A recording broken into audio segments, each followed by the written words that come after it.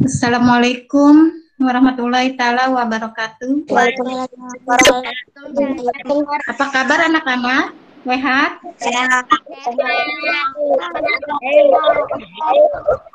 Alhamdulillah sehat semua ya. Jaga selalu kesehatannya dan patuhi protokol kesehatan ya. Kita terhindar dari COVID-19 atau corona ya. Baiklah anak-anak, sebelum belajar dimulai, marilah kita berdoa terlebih dahulu. Berdoa dalam hati dimulai. Berdoa selesai. Sekarang Ibu akan membahas tema ke-9 ya. Tema ke-9 itu apa? Kayaknya negeriku ya. Dengan subtema pemanfaatan kekayaan alam di Indonesia ya. Pembelajaran ke-1. Marilah kita bersama-sama ya menyanyikan lagu nasional yaitu Indonesia Pusaka.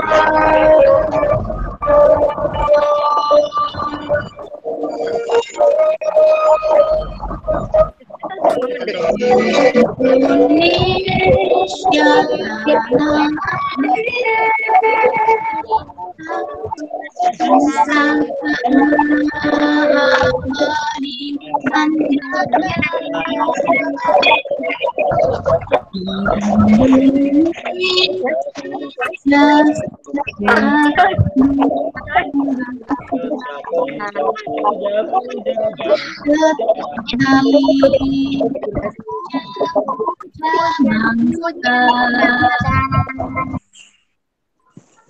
Nah, tadi kita sudah menyanyikan lagu nasional yaitu Indonesia Pusaka ya. Sekarang ini ada cerita ya, ada cerita tentang lalat dan madu ya. Coba Nadila bacakan. Sebuah toples madu yang terbalik sehingga madu yang dan lengket mengalir turun ke atas meja. Rasa madu tersebut mengandung sekawan lalat yang terbang mentari mengetahui madu tersebut. Lalu kawan lalat mempedulikan betapa lengketnya cairan madu itu.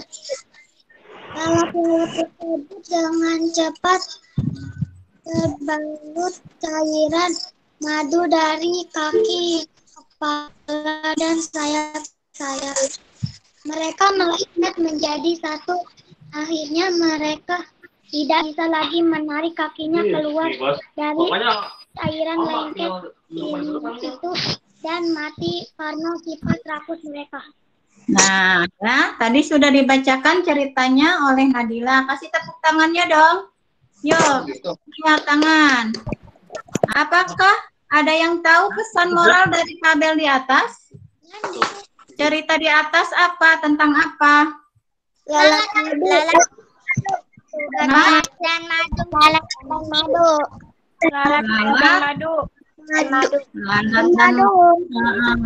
Lalatnya sifatnya bagaimana?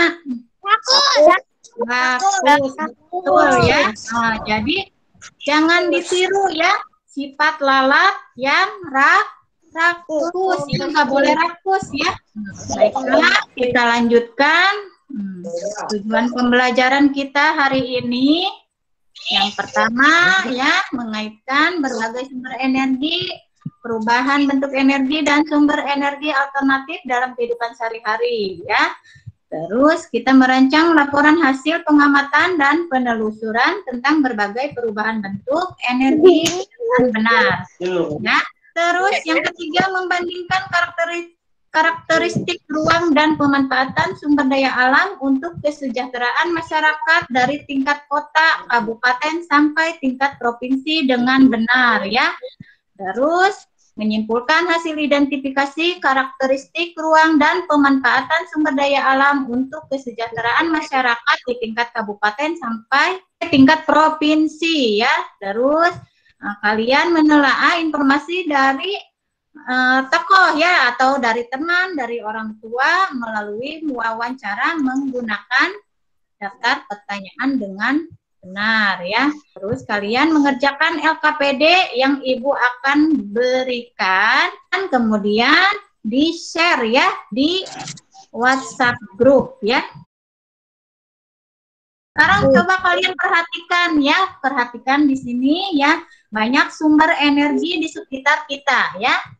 Semuanya memiliki banyak manfaat untuk menunjang kehidupan manusia. Berbagai sumber energi dapat memberikan manfaat secara maksimal bagi manusia jika diolah dengan baik ya. Sekarang apa itu energi ya? Ini pengertiannya ya. Energi merupakan benda untuk melakukan usaha atau kerja. Energi pun dapat berubah bentuk menjadi energi lain. Nah, ini contoh energi ya, seperti apa ya? Penggunaan gas LPG. Gas LPG diperoleh dari penggalan dan penyaluran dalam gas tersebut berubah menjadi energi panas sehingga dapat dimanfaatkan oleh manusia untuk memasak. Apa sih sumber daya alam itu? Coba perhatikan ya. Artinya semua unsur-unsur ada di lingkungan alam, baik fisik dan hayati yang manusia butuhkan dalam pemenuhan segala kebutuhannya guna meningkatkan kesejahteraan hidup bersama ya. Ada berapa jenis sumber daya alam itu? Ada sumber daya alam yang dapat diperbaharui ya. Ya, yang pertama ya, sumber daya alam yang dapat diperbaharui artinya sumber daya alam yang tidak akan pernah habis seperti hewan, tumbuh-tumbuhan, udara, air, sinar matahari, dan mikroorganisme lainnya. Sekarang kedua, sumber daya alam yang tidak dapat diperbarui.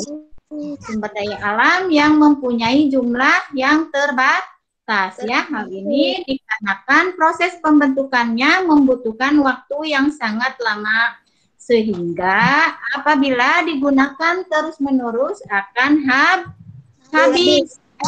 Sumber daya alam logam, contohnya apa saja?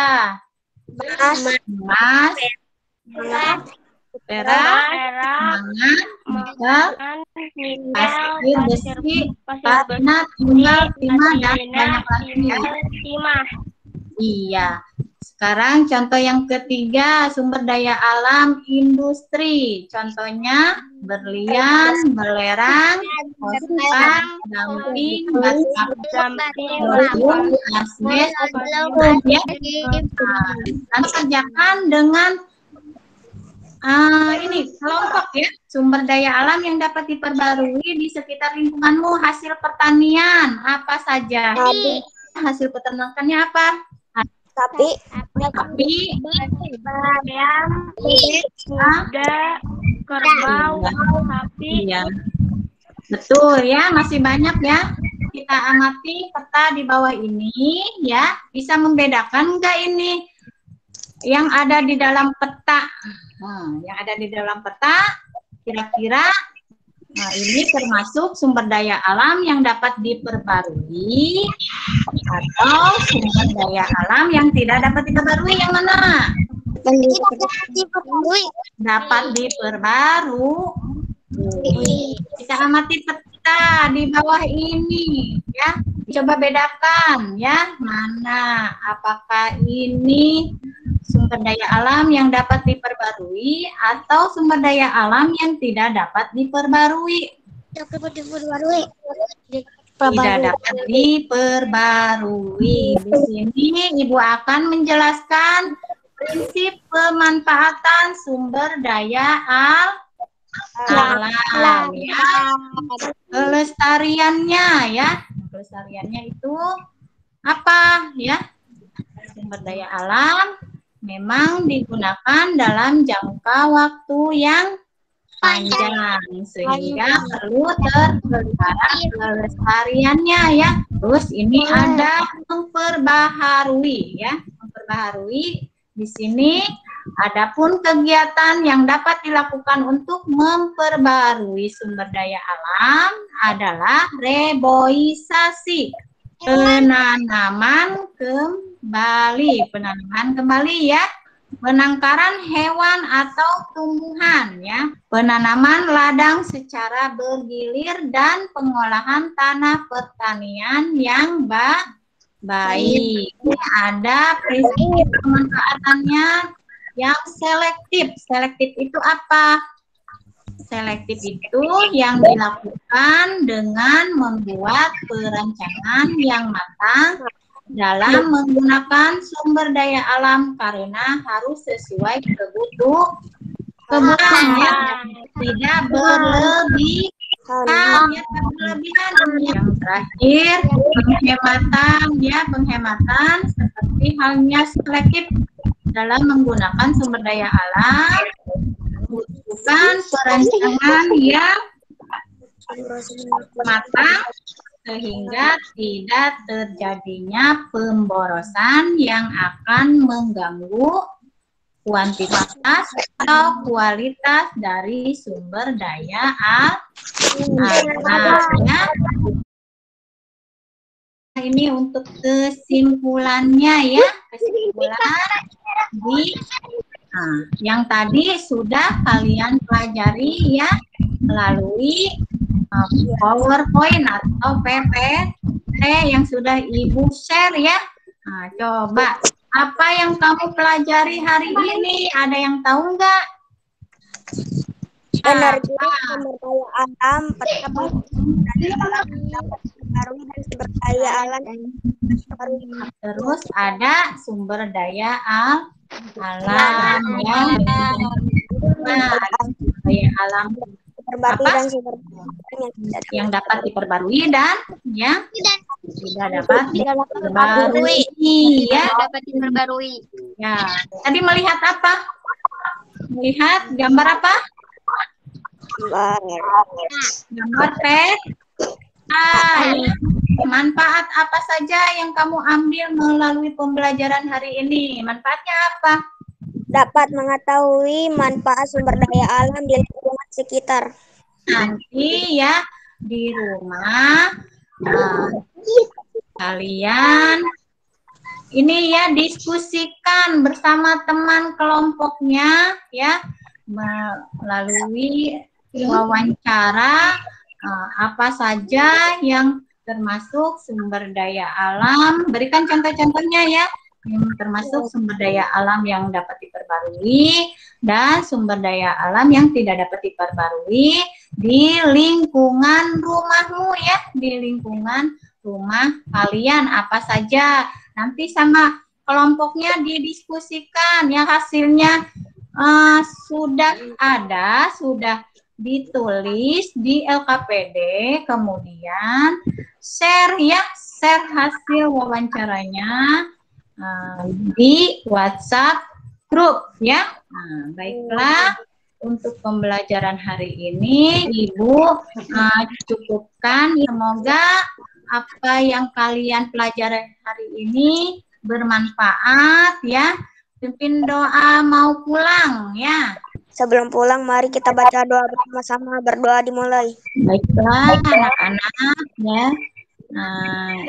Cukupkan sekian dan terima kasih. Wassalamualaikum warahmatullahi taala wabarakatuh. Assalamualaikum warahmatullahi wabarakatuh.